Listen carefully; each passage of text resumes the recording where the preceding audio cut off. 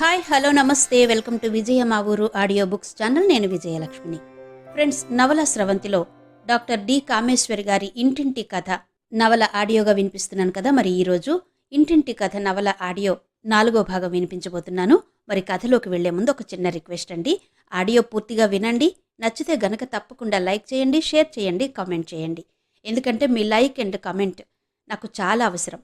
ఈ ఆడియోకు సంబంధించి మీరు మీ కామెంట్ ఏదైనా కూడా తప్పకుండా కామెంట్ మాత్రం చేయండి.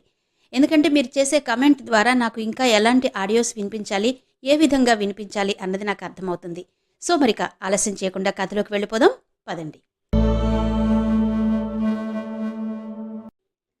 ప్రసాద్, లత ఇద్దరి మధ్య మొదటి రోజు నుంచి సామరస్యం కుదరలేదు. ఎడమొహం పెడమొహం అయింది ఇద్దరిది. ఫిజికల్గానే కాకుండా మెంటల్గా కూడా లోపం ఉంది లతలో అని అతని అనుమానం.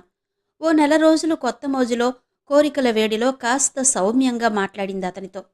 తన పట్ల అతనికి ఏమీ కుతూహలం, ప్రేమ, అభిమానం లేవని, కేవలం డబ్బు కోసం చేసుకున్నాడన్న అపోహ ఆమె మనసులో మరీ బలంగా నాటుకుందది.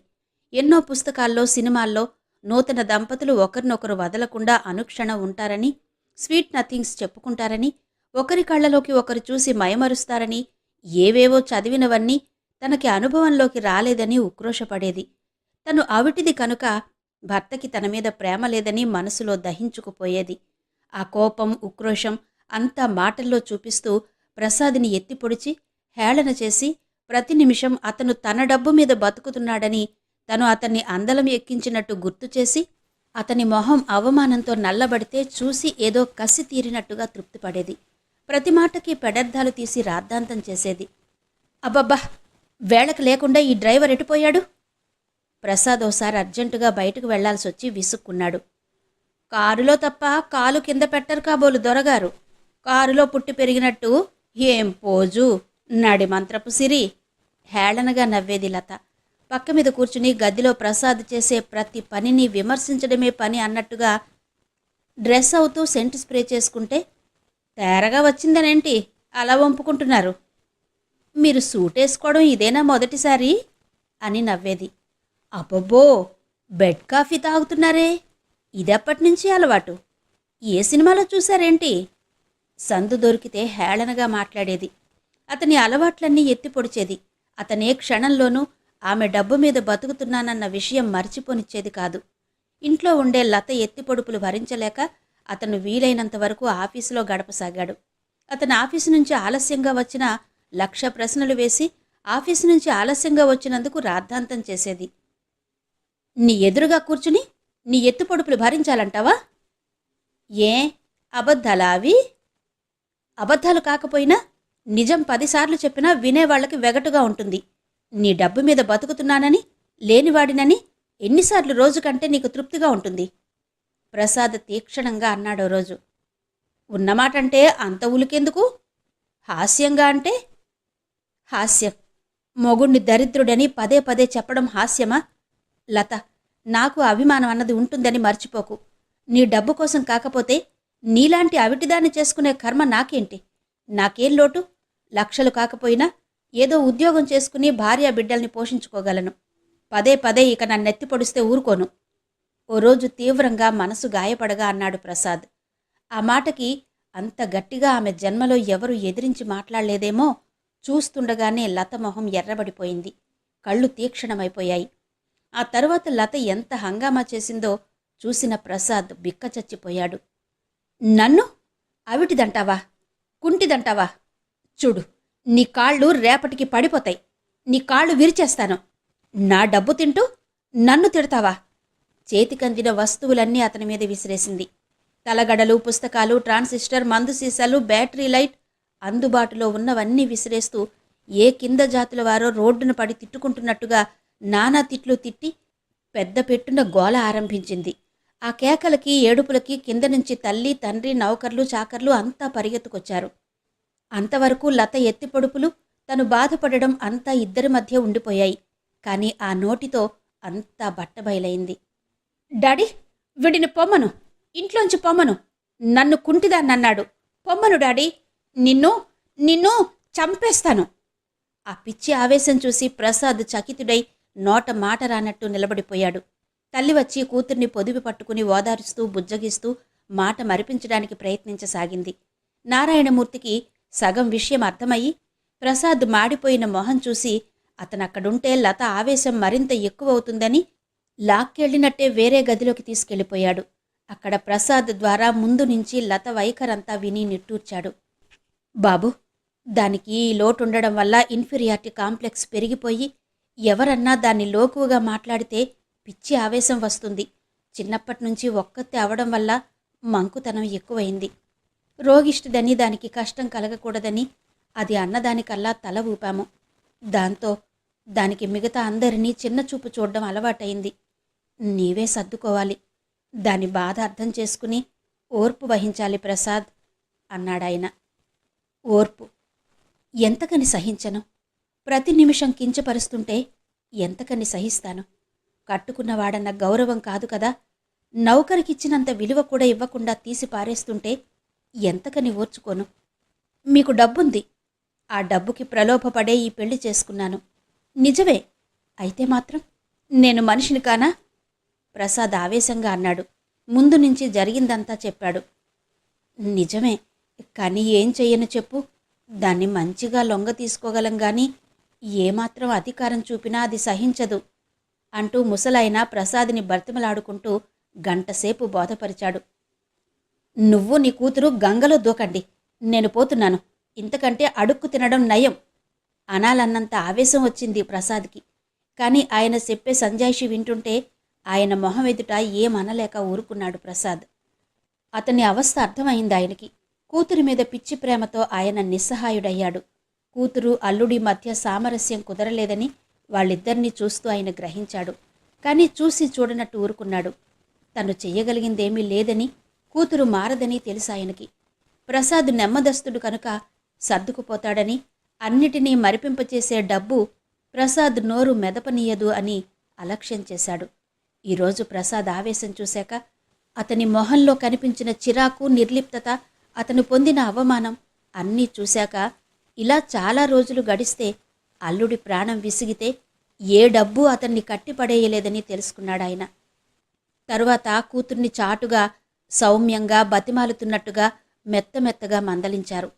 భర్తని అవమానిస్తే ఇంటా బయట అంతా ఆమె గురించి చెడ్డగా చెప్పుకుంటారని, అవమానించిన వాడితో కాపురం చేయడం ఇంకా లోకువవుతుందని, ప్రసాద్కి కోపం వచ్చి వెళ్ళిపోతే అంతకంటే అవమానం ఇంకొకటి ఉండదని ఆమెకి చెప్పి చెప్పి బోధపరిచాడు. కానీ కుక్కతోక తిన్నగా ఎంతసేపు ఉంటుంది?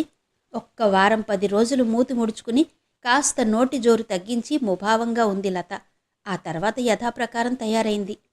ఆమె ధోరణి అలవాటయ్యాక ప్రసాద్ చెవిటివాడిలా, మూగవాడిలా తయారై ఇంట్లో ఉన్న కాసేపు యాంత్రికంగా తన పనులు చేసుకుని ఆమె ఉనికి పట్టించుకోవడం మానేశాడు. నెల రోజులుగా వెంకట్రావు గారు పక్క మీద నుంచి లేవడం లేదు. ఆయనకి నెల క్రితం హార్ట్అటాక్ వచ్చింది. దాంతో మనిషి చాలా నీరసపడిపోయారు. డాక్టరు నెల రోజులు బెడ్ రెస్ట్ తీసుకోమనడంతో సెలవు పెట్టి ఇంటి పట్టున ఉండక తప్పలేదాయనకి. ఈ నెలలో డాక్టర్లు, మందులు, ఆస్పత్రి చుట్టూ తిరగడానికైతేనేమి చాలా ఖర్చయి చేతిలో దమ్మిడి లేకుండా అయింది. వసంత ఉద్యోగంలో చేరాక కాస్త వడ్డున పడ్డట్టయింది ఆయనకి. వసంత ఉద్యోగంలో కాస్త ఊపిరి పీల్చుకునే వేళకి ప్రసాద్ పెళ్ళవడం, ఆ పెళ్లితో తమ అందరి దశ తిరిగిపోతుందన్న అందరి ఆశ అడియాసైపోయింది. ప్రసాద్ బంగారు పంజరంలో బందీ అయిన పక్షి అని, దానిలో పెట్టే ఖరీదైన తినుబండారాలు కావలిస్తే తినడం, లేకపోతే మానేయడం తప్ప ఇంకొకరికి ఏమీ ఇవ్వలేని స్థితిలో అతనున్నాడని 2-3 నెలలకి గాని వారు గుర్తించలేకపోవడంతో ప్రసాద్ ఎన్నో అపార్థాలకి గురయ్యాడు. తనో బంగారు పంజరంలో బందీ అయిన చిలుకాని అతను నోరు విప్పి చెప్పుకోలేకపోవడంతో రాణివాసం దొరికాక స్వజనాన్ని మర్చిపోయాడని కన్న తల్లిదండ్రులు సైతం కృతజ్ఞుడని తిట్టుకున్నారు. వెంకట్రావు గారికి ఒంట్లో బాగోలేక మంచాన పడి ఇంట్లో ఇబ్బంది అయ్యాక కాంతమ్మయ్యక సహించలేకపోయింది. మీరూరుకోమన్నా ఊరుకోను. కన్నవాళ్లు చచ్చారో బతికారో పట్టించుకొని కొడుకున్నా లేకపోయినా ఒకటే. అంత కళ్ళు మూసుకుపోయాయా వాడికి? పెళ్లితో పెళ్ళాం తప్ప అంతా చచ్చామనుకున్నాడా? ఆ పట్టం కట్టుకున్నాక పట్టుమని 4 సార్లన్నా వచ్చాడా ఇంటికి? ఏదో అందలం ఎక్కిస్తారని, కాస్త ఆదుకుంటాడని, మన పిల్లలు పైకొస్తారని, వాడు బాగుపడి సుఖపడతాడని అనుకుని ఈ పెళ్లి కొప్పుకున్నాం. కాని వీడిలా మారిపోయి ఇల్లరిక వాళ్ళుడయ్యి కన్నవారి మొహం చూడడని అనుకోలేదు. వాడిని 4 మొహం మీద దులిపేసొస్తాను. ఏ, ఇంటికి పెద్ద కొడుకు, వాడికా మాత్రం బాధ్యత లేదా? అడిగే హక్కు మనకు లేదా? కాంతమ్మ ఆవేశంగా అంది.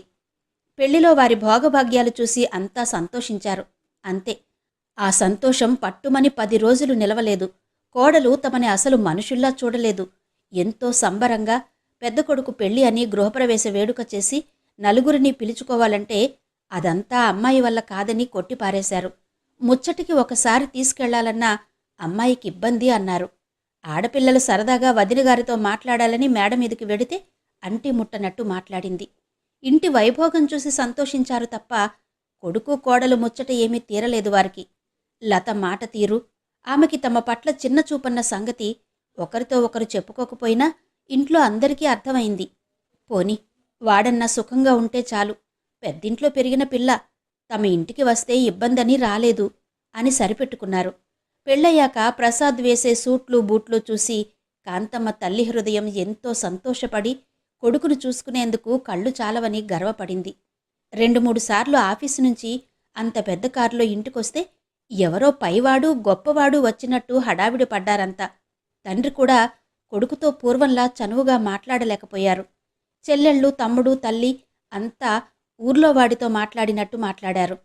అతని వైభోగం, ఆఫీసులో అతని దర్జా, ఊర్లో పలుకుబడి అంతా బాగున్నా ముఖ్యమైంది తమందరూ ఎదురు చూసింది ఏదీ జరగలేదని అందరికీ నిరాశగానే ఉంది.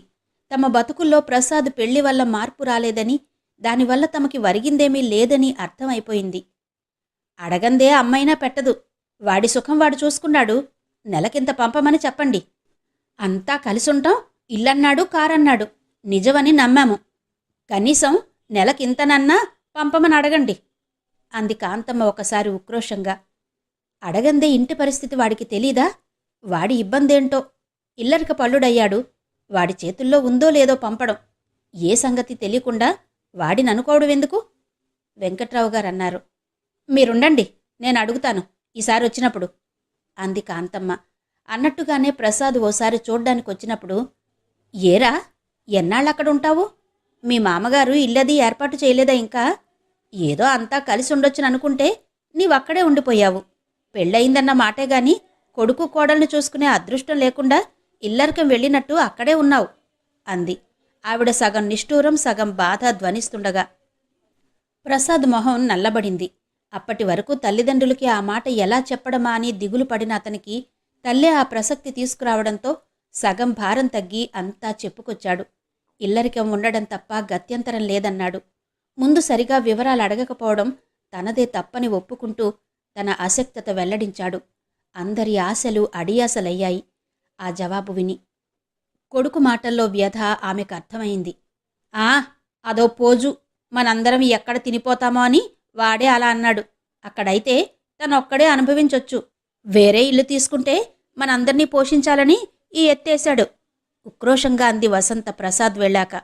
ఆమె ఎన్నెన్నో ఊహించుకుంది అన్నగారి పెళ్లి వల్ల వచ్చే లాభాలని. అవి అన్నీ తలకిందులు చేశాడని ఆమెకు మంటగా ఉంది. ఇల్లరికం వెళ్లాలని వాడికి సరదాగా ఉంటుందా ఏంటో? వాళ్ళ ఆస్తిపాస్తులు చూసి మనం మోసపోయాం. ముందు అడగకపోవడం మన తప్పు. ఇంతకీ ఇస్తామన్నా ఆ 50,000 ఇస్తారో లేదో? ఆ డబ్బుతో కూతుర్ల పెళ్లిళ్లు చేయొచ్చని ఇన్నాళ్లు నిబ్బరంగా ఉన్న వెంకట్రావు గారు ఇప్పుడు మళ్లీ బెంగలో పడ్డారు. అయ్యో, అడగకపోయారా? నాకు గుర్తు లేకపోయింది, ఈసారి అడుగుతాను అంది కాంతమ్మ. తల్లి అడగకపూర్వమే ప్రసాద్ ఆ విషయం ఆలోచించాడు. తను తన సుఖాలు చూసుకున్నాడని తన వాళ్ళనుకోవడం ఎలా ఉన్నా ఇంటి పరిస్థితి తెలిసి తను సహాయపడాలని ఈ పెళ్లి చేసుకున్నాడు. ఇంత డబ్బు ఆస్తి ఉంది, అన్ని దర్జాలు సుఖాలు జరుగుతున్నాయి. కాని తనది అని చెప్పి తన ఇష్టం వచ్చినట్టుగా ఖర్చు పెట్టుకోవడానికి 10 రూపాయలు అతని దగ్గర ఉండడం లేదు. ఆఫీస్లో అంత పెద్ద ఉద్యోగం నిర్వహిస్తున్నాడు. ఇంటల్లుడు, ఆస్తికి కాబోయే అధికారి. జీతమేంటి? అంతా తనదే అనుకుంటారు గాని తన అవస్థ ఎవరితో చెప్పుకోవాలో అర్థం కాలేదు ప్రసాద్కి. స్వయంగా మామగారిని అడగలేక కొన్నాళ్ళు ఇబ్బంది పడ్డాడు. ఆఖరికి ఆలోచించి ఆఫీస్లో క్యాషియర్తో అందరి జీతాలు ఇచ్చే రోజున తనకీ జీతం నారాయణమూర్తి గారిని అడిగి తెమ్మని చెప్పాడు. క్యాషియర్ నోరెళ్లబెట్టాడు. సార్ అన్నాడు. ఈ వార్త నారాయణమూర్తి గారి చెవిన పడగానే ఆయన అల్లుడిని గదిలోకి పిలిచి, చాలా అవమానం జరిగినట్టు మొహం మార్చుకుని, నీకేం లోటు చేశామని అందరి ముందు ఇలా అవమానించావు? అల్లుడివి, ఉత్తరోత్తర ఈ ఆస్తికి యజమానివి. నీకు మా కింద పనిచేసేవారితో జీతమివ్వమని కబురు పెడతావా? పోనీ నువ్వే అడగకపోయావా? ఈ డబ్బంతా నీది, నువ్వు వాడుకోవద్దని ఎవరన్నారు? నీకు జీతమిచ్చి మమ్మల్ని మేము అవమానించుకోమంటావా? అంటూ మాట్లాడాడు. అంతా తన డబ్బంటారు. డబ్బు కావలిస్తే 10 ఇవ్వండి, 100 ఇవ్వండి అని ఎవరినడగాలి? మామగారినా? భార్యనా? ఆఫీసులో వాళ్లనా? సినిమాకి వెళ్లాలన్నా, స్నేహితులతో ఏ హోటల్కెళ్లాలన్నా జేబులో డబ్బు లేక ఎవరినడగాలో తెలియక అతను పడే అవస్థ దేవుడికెరుక. అందుచేత మామగారలా నిష్ఠూరంగా మాట్లాడినా తగ్గిపోకుండా, లేదండి, ప్రతిసారి ఎవరినడగమంటారు? నా ఖర్చులు కొన్ని నాకుంటాయి, నా వాళ్లకి కొంత పంపాలి. అందుచేత నేను చేస్తున్న ఈ ఆఫీసు పనికి జీతం ఇంత అని నిర్ణయిస్తే అందులో నా ఖర్చులు జరుపుకుంటాను అన్నాడు. నీకెప్పుడు కావలిస్తే అప్పుడు అడిగి తీసుకోబోయి, నన్ను అడగడం మొహమాటం అయితే అమ్మాయిని అడుగు. అంతేగాని నీకో జీతం ఇచ్చి పెట్టుకుంటే ఆఫీసులో నా పరువేం కావాలి? లతని అడగడం అంటే ఏంటో అతనికి తెలుసు. అందుచేత అతను చాలా ఖచ్చితంగా, లేదండి, మగవాణ్ణి, నా చేతిలో డబ్బు లేకుండా భార్యను అడిగి తీసుకోవడం అంటే ఎలా ఉంటుందో మీరు మగవాళ్లు కనుక తెలుస్తుంది. ఎంత ఇల్లరికం అల్లుడినైనా నాకు మానమర్యాదలుంటాయి కదండి. నా కూరికినే ఇవ్వొద్దు. ఆఫీసులో ఇదివరకు మేనేజర్కి ఎంతిచ్చేవారో నాకంతే ఇవ్వండి అన్నాడు చాలా ఖచ్చితంగా. నారాయణమూర్తి చాలా నొచ్చుకున్నట్టు మొహం గంటు పెట్టుకుని, సరే, నీ ఇష్టం. నలుగురిలో నా పరువు గురించి నీకక్కర్లేదనుకుంటే అలాగే, జీతం తీసుకో అన్నాడు. ఆ మాటని లెక్క చేయకుండా ప్రసాద్ గదిలో నుంచి వెళ్ళిపోయాడు. కాసేపటికి క్యాషియర్ 2000 తీసుకొచ్చిచ్చాడు. ఆ సాయంత్రం ఇంటికి రాగానే లత అతనితో యుద్ధానికి తలపడింది. గదిలోకి రాగానే చురచుర చూస్తూ, మా డాడీని అవమానించడానికి మీకెన్ని గుండెలు? మా ఉప్పు తింటూ ఆయన్నే అవమానిస్తారా? అంది. ప్రసాద్ అలసిపోయి చిరాగ్గా వచ్చాడేమో, కయ్యానికి కాలు దువ్వుతూ రాక్షసిలా ఇంత నోరేసి మాట్లాడుతున్న భార్యను చూసేసరికి చిర్రెత్తింది. మీ ఉప్పు ఊరికే తినడం లేదు, చాకిరీ చేసి మరీ తింటున్నాను. నీలాంటి దాన్ని పెళ్లాడడానికి మీ నాన్నగారు కట్టిన వెల తింటున్నాను అన్నాడు తిరస్కారంగా చూస్తూ. ఇంట్లో పడి తింటున్నది చాలక ఇంకా మీకు జీతం కావాల్సొచ్చిందా? అడగడానికి అభిమానమన్నా అనిపించలేదు? మమ్మల్ని అవమానించడమే మీ ఉద్దేశమైతే సరే, ఈ రోజు నుంచి జీతం తీసుకుంటున్నారు గనక మనం ఇక్కడున్న ఖర్చు, నా మందులు, నా పనివాళ్లు, మన తిండి అన్నిటికీ లెక్క కట్టి ఇచ్చేయండి మా నాన్నకి. ప్రసాద్ తెల్లబోయాడు. ఆమె కుటిలత్వం అర్థమైంది. తన చేతిలో డబ్బుంటే ఆమెకు లొంగి ఉండడని, ఆ డబ్బు ఖర్చు పెట్టించడానికి ఇలా అందని అర్థం కాగానే అతనిలో ఆవేశం, ద్వేషం పొంగింది. లత మందులు, తిండి, తమ ఖర్చు అన్నింటికీ పోగా ఏం మిగలదని, తండ్రికేమీ ఇవ్వలేనని అర్థమైంది. అతనిలోనూ పంతం హెచ్చింది. తప్పకుండా నా పెళ్ళాన్ని నేను పోషించుకుంటాను. ఇక్కడుండగా ఖర్చివ్వాల్సిన అవసరం లేదు. వేరే ఇల్లు చూస్తాను, పద. అందరి భార్యల్లా నేను పెట్టింది తింటూ కాపురం చెయ్యి ప్రసాద్ కసిగా అన్నాడు. లత హేళనగా నవ్వింది. ఆహా, పెళ్ళాన్ని పోషించే పెద్ద మగాడు బయలుదేరాడు. తవరికి 2000 రూపాయల జీతం మా ధర్మానొచ్చిందని మర్చిపోయినట్టున్నారు. లేకపోతే మీరు చేసే ముష్టుద్యోగానికి 3000 ఎవరూ ఇయ్యరు.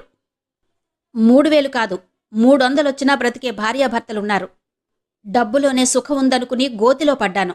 ఇన్ని మాటలు అనవసరం. నా ఖర్చుకు నేను జీతం తీసుకుంటున్నాను. నీకిష్టమైతే వేరే వెడదాం. అప్పుడు అందరి భార్యాభర్తల్లాగా ఉండు. లేదంటే మరి మాట్లాడకు. ఈ 2000 ఏం చేసేది నీకనవసరం.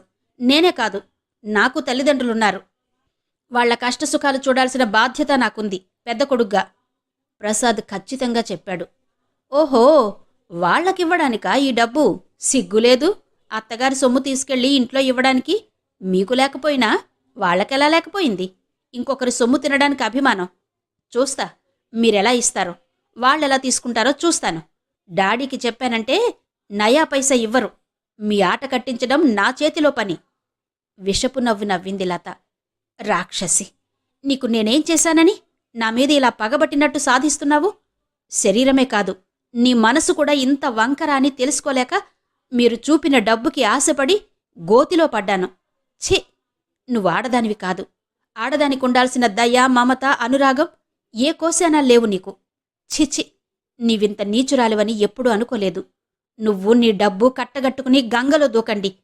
అన్నిటికంటే డబ్బే ఎక్కువనుకునే నీకు అందుకే దేవుడు అనుభవించే యోగం లేకుండా చేశాడు. ఇదిగో నీ డబ్బు. ప్రసాద్ పట్టజాలని కోపంతో చేతిలోని 2000 రూపాయలు ఆమె మొహాన విసిరికొట్టి విసవిసా వెళ్ళిపోయాడు. లత విజయగర్వంతో నవ్వుకుంది. అతణ్ణి అవమానించి బాధ పెట్టగలిగినందుకు కసిగా నవ్వుకుంది. అక్కయ్య, నేనో మాట చెబుతాను, ఏమనుకోకుండా వింటావా? పెరట్లో కూర్చుని పచ్చడి రుబ్బుతున్న కమల దగ్గర కూర్చుని అంది వసంత. ఆఫీసు నుంచొచ్చి టిఫిను కాఫీ తాగి మొహం కడుక్కుని పెరట్లో మంచం మీద కూర్చుని అక్కగారితో మాటలకి దిగింది వసంత. ఏంటే అంతనుకునేది? కమల నవ్వుతూ అంది. ఏం లేదు, ఫాతిమా అని మా ఫ్రెండ్ అని చెబుతుంటాను. ఒకసారి మనింటికి కూడా వచ్చింది, గుర్తుందా? కమల కుతూహలంగా చూసింది, ఎందుకో ఉపోద్ఘాతం అన్నట్టుగా. ఫాతిమా వాళ్ళమ్మగారు ఒక క్రష్ నడుపుదాం అనుకుంటున్నారు. క్రష్ అంటే అదే బాలవిహార్ లాంటిది. ఉద్యోగాలు చేసుకునే ఆడవాళ్లు తమ చిన్నపిల్లల్ని అక్కడ వదిలిపెడతారు రోజంతా. పిల్లల్ని చూసుకోవడానికి డబ్బు తీసుకుంటారు. అలాంటిదొకటి నడపాలన్న ప్లాన్లో ఉన్నారావిడ. ఆవిడకి సాయంగా ఇంకొకరిని తీసుకోవాలనుకుంటున్నారు. ఫాతిమా ఆ మాట చెప్పగానే చటుక్కున నువ్వున్నావని గుర్తొచ్చింది. ఆవిడకి సాయంగా. సాయమంటే ఏం లేదు, ఓ 15-20 మంది చిన్నపిల్లల్ని జాగ్రత్తగా చూసుకోవాలి, అంతే. ఆ డబ్బు ఇద్దరూ చెరిసగం తీసుకోవచ్చు. ఆ పని మేం చేస్తామని 1,00,000 మంది ముందుకొస్తారు. కానీ ఫాతిమా అమ్మగారితో నీ సంగతి చెప్పాను. నీలాంటి వాళ్లకి అవకాశమివ్వాలని ఆవిడనుకుని వెంటనే నిన్ను పంపమన్నారు. అక్కయ్య, రోజంతా ఇంట్లో కూర్చునేది అక్కడ కూర్చుంటావు. నీకు పిల్లలతో హాయిగా కాలక్షేపం అవుతుంది. నెలకి ఏ 100-200 సంపాదించుకోవచ్చు. ఇది మంచి అవకాశం అక్కయ్యా. నువ్వు ఊ అంటే రేపే వెడదాం. వసంత ఆగి అక్కగారి వంక చూసింది. నేనా? నేనేం చెయ్యగలను? నాకేం తెలుసు? కమల తడబడింది. తెలియడానికి ఏముందక్కయ్య? నీకు పిల్లలు పుడితే వాళ్లని చూసుకునేదానివి కాదా? వాళ్లకి పాలు పట్టడం, ఏడిస్తే ఆడించడం, అంతేగా? కానీ నువ్వు టైపు నేర్చుకో, ఉద్యోగం అన్నావు. కమల అర్థోక్తిలో ఆగిపోయింది. ఇది ఉద్యోగమే కదా అక్కయ్య. ఆ టైపు నేర్చుకుని పరీక్షలు పాసయ్యాక ఉద్యోగం వెంటనే దొరుకుతుందని ఏముంది? టైపు పరీక్షలు పాసవడం 1 ఏడాది, ఉద్యోగం దొరకడం మరో ఏడాది. ఇదంతా ఏం లేకుండా నెలకో 200 సంపాదించుకునే అవకాశం వస్తుంటే వదులుకోవడం తెలివి తక్కువ అక్కయ్యా. అందులోనూ నాన్న ఇప్పుడు నీ మీద ఓ 50-60 ఖర్చు పెట్టే స్థితిలో కూడా లేడు. నీ టైపుకి బస్ ఛార్జీలు ఇవన్నీ 50-60 అవుతాయి. నీ అదృష్టం కొద్దీ నీకీ అవకాశం వచ్చింది. వదులుకున్నావంటే విచారిస్తావు. ఆలోచించుకో అక్కయ్యా, అంది వసంత. అమ్మా నాన్న ఏమంటారో? ఏమంటారక్కయ్య? వాళ్ళున్న స్థితిలో 200 వస్తుంటే వాళ్ల మాటెలా ఉన్నా నీకు కాలక్షేపం. నీ బతుకు నువ్వు బతకగలవన్న ధైర్యం ఉండాలి కదా. నా మాట విని ఒప్పుకో అక్కయ్యా. కమల సాలోచనగా తల ఆడించింది. కమలని ఒప్పించడంలో కమల మీద శ్రద్ధ, జాలి మాత్రమే కాక వసంత స్వార్థమూ ఉంది. ఇంట్లో పరిస్థితి బొత్తిగా బాగులేదు. తన జీతంలో 100 రూపాయలు కూడా తనకి మిగుల్చుకోవడం కష్టంగా ఉంది. కమల ఏ 200 సంపాదిస్తే తను కాస్త ఖర్చు పెట్టుకోవచ్చని వసంత ఆశ. వసంత చెప్పింది విని వెంకట్రావు గారు గాఢంగా నిట్టూర్చారు. బాధ్యత తీసుకోవలసిన కొడుకు ఇంకొకరి పంచన బానిస బతుకు బతుకుతున్నాడు. ఆడపిల్లల కష్టం మీద బతకాల్సిన దుస్థితి పట్టింది.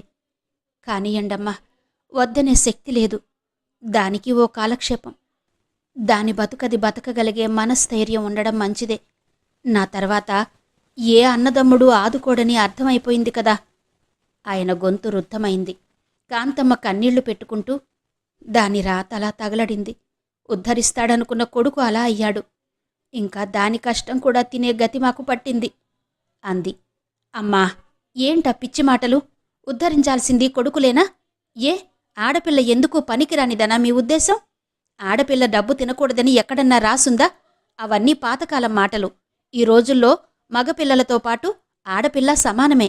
తల్లిదండ్రులు ఏనాడైతే ఆడపిల్ల అని నీరసంగా అనుకోవడం మానుతారో ఆనాడు మన మధ్యతరగతి సంసారాలు బాగుపడతాయి, ఆవేశంగా అంది వసంత. ఎంతసేపు కొడుకు కొడుకు అనుకుంటూ వాడిని నెత్తికెక్కించుకుని వాడు పెట్టకపోయినా వాడినే పట్టుకు వేళ్లాడతారు తప్ప కూతురు తమ పిల్లేనని ఆమె కొడుకు కంటే ఎందులోనూ తక్కువ కాదని ఎందుకు అర్థం చేసుకోరో ఈ తల్లిదండ్రులు. చిరాగ్గా అంది వసంత. చాలేవే తల్లి, మాటకి ముందు ఉపన్యాసాలిస్తావు. కాంతమ్మ విసుక్కుంది. ఫాతిమా తల్లి చేయాల్సిన ఏర్పాట్లన్నీ చేసింది. ఓ పెద్ద కారు షెడ్ అద్దెకు తీసుకుని పిల్లలకి కావలసిన బొమ్మలు, చాపలు, ఒక స్టవ్ అన్నీ అమర్చింది. మొత్తం 25 మంది పిల్లల్ని చేర్చుకుంది.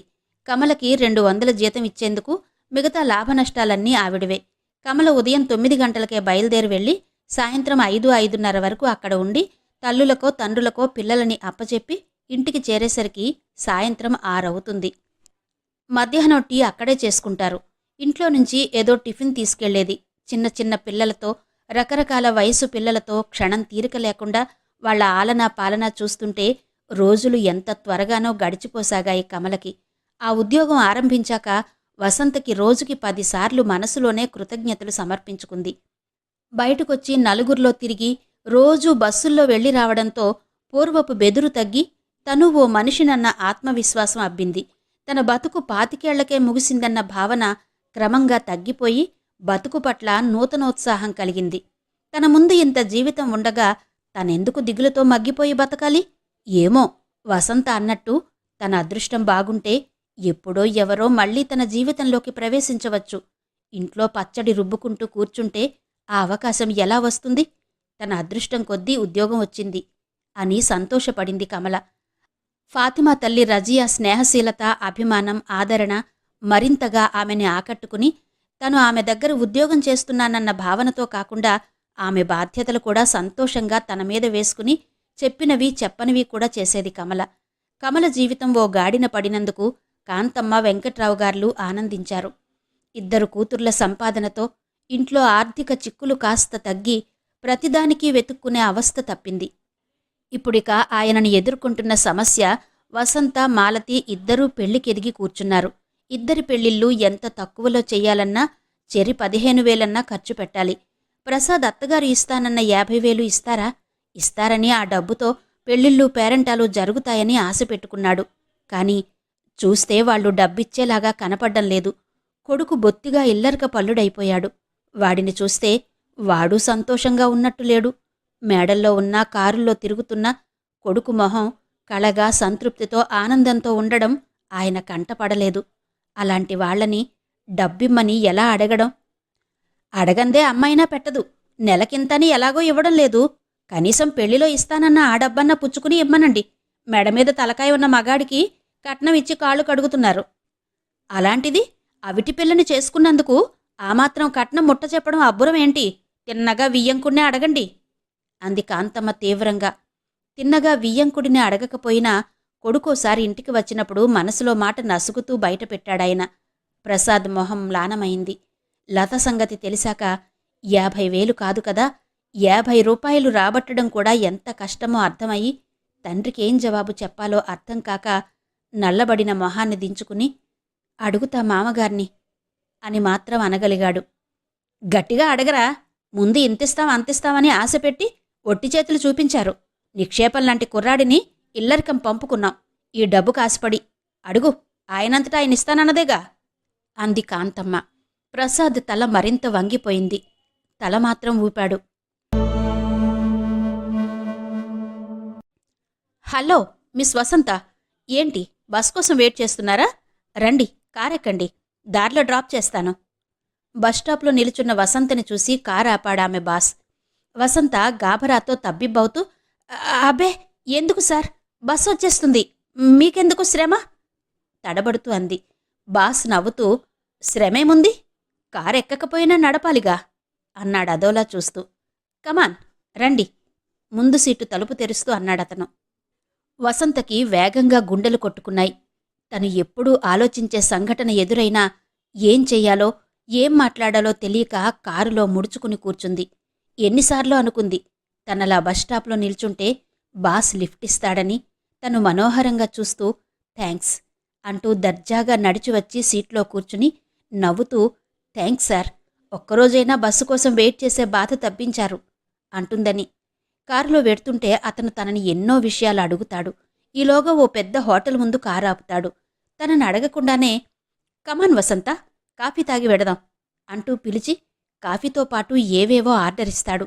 తింటున్నంతసేపు తన వంకే మింగేసేటట్టు చూస్తుంటాడు. తను సిగ్గుతో కళ్ళు వాల్చుకుంటుంది. మరో రోజు సినిమాకి టిక్కెట్ బుక్ చేశాను రమ్మంటాడు. ఇంకో రోజు పుట్టినరోజుకి పెద్ద పార్టీ ఇస్తూ ఆఫీసులో తనొక్కర్తినే పిలుస్తాడు. ఇలా రకరకాలుగా ఊహించిన తను ఆ పరిస్థితి నిజంగా వచ్చేసరికి ఎందుకు తడబడుతుంది అనుకుంది. చచ, ఎప్పుడూ కారెక్కని బైతులా అలా కూర్చుందేంటి?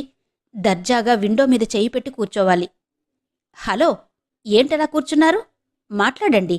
ఇది ఆఫీస్ కాదు, బాస్లా ట్రీట్ చేయడానికి చనువుగా అన్నాడతను. ఎంత మంచివాడు! బాస్లాంటి అందగాడు, ధనవంతుడు తనలాంటి మామూలు స్టెనోతోటి కూడా అంత మర్యాదగా, అభిమానంగా మాట్లాడుతున్నాడంటే తనంటే ఇష్టమన్నమాటే కదా. తను ఆయన్ని ఆకర్షించి ఉండాలి.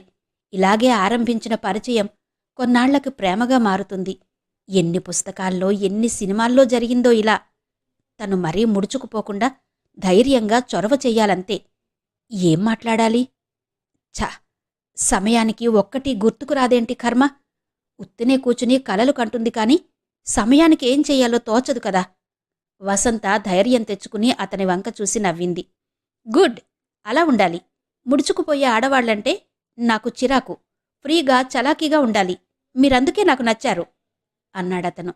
వసంత గుండెలు ఒక్క క్షణం ఆ కాంప్లిమెంట్కి కొట్టుకోవడం మానేసింది. అతనికి నచ్చిందని చెప్పాడు.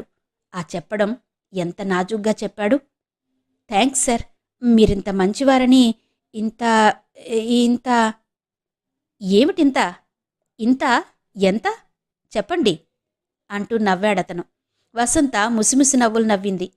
వసంతగారు, ఏంటి మీలో మీరే నవ్వేసుకుంటున్నారు? బస్సొస్తుంది పదండి. చుట్టూ ప్రపంచాన్ని మరిచిపోయి తనలో తాను నవ్వుకుంటున్న వసంతని విచిత్రంగా చూస్తూ బస్సొస్తుంటే పిలిచాడు మూర్తి. వసంత ఉలిక్కిపడింది. ఎదురుగా మూర్తి మొహం చిట్లించింది. ఇది ఊహేనా? చక్కటి ఊహా చిత్రాన్ని భగ్నం చేసిన మూర్తి మీద కోపం ముంచుకొచ్చింది. ఛీ, ఈ జుడ్డు మొహంగాడొకడు ఎప్పుడూ వెనకాలే ఉంటాడు. కర్మకాలి, వాడిల్లు తమ వీధిలోనే ఉండాలా? చచ, ఈ బస్సుల కోసం వెయిట్ చేసి చేసి విసుగు పుడుతుంది. కార్లలో జామ్మని పోయేవాళ్లు కాస్త లిఫ్ట్ ఇస్తే ఎంత బావుంటుంది. అంత పెద్ద కారులో బాసొక్కడూ వెళ్ళకపోతే తమని కాస్త ఎక్కించుకుంటే ఏం పోతుంది అనుకుంది. పరిచయం పెరిగాక లిఫ్ట్ ఇస్తాడు. ఏది, ఇంకా తను కొత్తగా జాయిన్ అయింది కదా, ముందు నుంచే చనువెలా చూపిస్తాడు? తనని తాను నమ్మించుకుంటూ బస్సెక్కింది వసంత. ఏంటండి ఆ జోకు? మీలో మీరే నవ్వుకోకపోతే నాకు చెప్పకూడదా? మూర్తి చనువుగా అడిగాడు. జోకుట, జోకు, వీడి పిండాకుడు. మొహం అప్రసన్నంగా పెట్టి ఏదో గుర్తొచ్చింది అంటూ మాట తుంచేసింది. పాపం మూర్తి చిన్నబుచ్చుకున్నాడు. తనెంత చేరువవుదామంటే ఆమె అంత దూరమవుతుంది. వసంత తనతో పరిచయానికి ఏమాత్రం ప్రోత్సాహం ఇవ్వడం లేదన్నది మూర్తికి 3 నెలలుగా అర్థం అవుతుంది.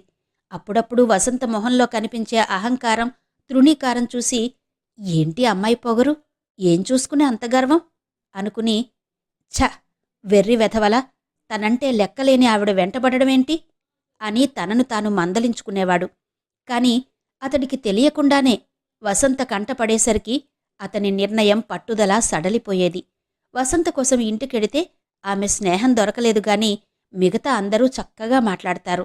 అంటి ముట్టనట్టుగా మాట్లాడే వసంతని చూసి అది ఆ అమ్మాయి స్వభావమేమో అనుకోడానికి మిగతా వాళ్లతో ఆఫీసులో చక్కగా మాట్లాడుతుంది. ఆ ఫాతిమా, వసంత ఇద్దరూ ఆఫీసంతా సీతాకొక చిలుకల్లా తిరుగుతూ చిలకపిట్టల్లా వాగుతుంటారే. తను అనవసరంగా ఆమె మీద లేనిపోని ఆశలు పెట్టుకున్నాడేమో. ఓసారి అడిగేసి తేల్చేసుకుంటే? ఏమనడగాలి? అడిగే ధైర్యం లేక, ఏమడగాలో తెలియక, అడిగే అవకాశమూ దొరక్క మూర్తి తటపటాయించాడు. తనది వన్ సైడ్ అని రోజులు గడిచే కొద్దీ అతనికే అర్థమైనా ఏదో ఆశ ఇంకా అతన్ని వీడలేదు. ఇల్లు సమీపిస్తుండగా ధైర్యం కూడదీసుకుని, వసంతగారు, ఓ చిన్నమాట, మీతో ఒక విషయం మాట్లాడాలి. రేపాదివారం అలా పబ్లిక్ గార్డెన్స్ వైపు రాగలరా? తడబడుతూ మెల్లిగా అడిగాడు. వసంత చురుగ్గా అతని వంక చూసింది. ఆ చిన్నమాట ఏదో చెప్పడానికి పబ్లిక్ గార్డెన్స్ దాకా ఎందుకు? ఇంటికి చేరడానికి 5 నిమిషాలు పడుతుంది.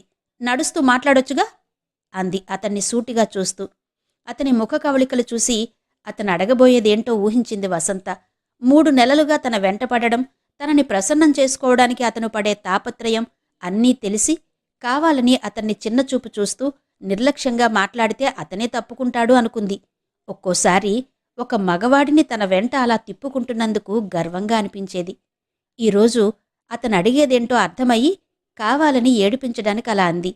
మూర్తి పాపం మొహం మార్చుకుని, ఇక్కడ చెప్పే మాట కాదులేండి, పోనీ మీకు వీలు కాకపోతే అన్నాడు. చెప్పండి, పర్వాలేదు. అంత రహస్యమా? వేళాకోళంగా అంది వసంత.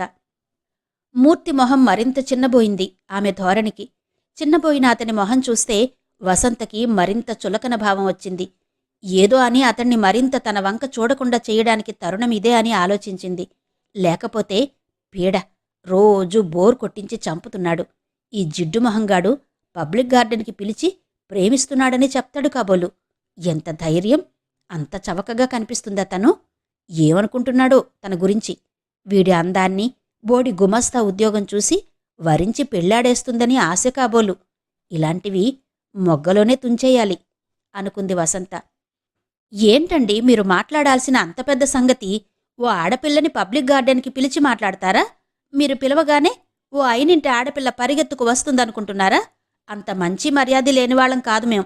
మీ చెల్లెల్ని ఎవడన్నా అలా పిలిస్తే పంపిస్తారా పబ్లిక్ గార్డెన్స్కి? పరాయి మగాడి వెంట? ఏమనుకుంటున్నారో మీ మగవాళ్ళు ఆడపిల్లల గురించి? మీరే మర్యాదస్తులైతే, మీకే సంస్కారం ఉంటే, నాతో మాట్లాడాల్సింది ఉంటే ఇంటికొచ్చి మాట్లాడేవారు. వసంత గట్టిగా దబాయిస్తున్నట్టుగా దులపడం మొదలుపెట్టింది. మూర్తి మొహం నల్లబడిపోయింది. ఆమె హఠాత్తుగా అలా కయ్యానికి కాలు దువ్వేసరికి తెల్లబోతూ తడబడుతూ వణికిపోయాడు. తన ఉద్దేశం అది కాదని చెప్పాలనుకున్నా నోరు పెగల్లేదు. బిత్తరపోయాడు. అది కాదు వసంతగారు ఆఖరికెలాగో అనగలిగాడు. ఏది కాదు? ప్రతివాడికి ఇదో వేషం. కాస్త చదివి ఉద్యోగం చేసే అమ్మాయిని చూడగానే బరితెగించిన దానిలా కనిపిస్తుంది కాబోలు. తమ వెంట రమ్మంటే తలాడించి వస్తుందనుకుంటున్నారు కాబోలు. చాలు, మరెప్పుడు ఇలా నన్ను అవమానించకండి. వెళ్ళండి. ఇంకా మీరేదో మర్యాదస్తులనుకున్నాను. వసంత తీక్షణంగా అంది. పూర్తిగా మాడిపోయిన మొహాన్ని దించుకుని ఆమెకింకేం చెప్పి లాభం లేదని మూర్తి చరచరా వెళ్ళిపోయాడు. వసంత తేలిగ్గా నవ్వుకుంది. ఇంతవరకు డాక్టర్ డి కామేశ్వరి గారి ఇంటింటి కథ నవల ఆడియో 4వ భాగం విన్నారు కదా. మరి ఈ ఆడియో మీద మీ కామెంట్స్ కోసం ఎదురు చూస్తూ నెక్స్ట్ ఎపిసోడ్లో మళ్ళీ మీ ముందుంటాను. అంతవరకు సెలవు. నమస్తే.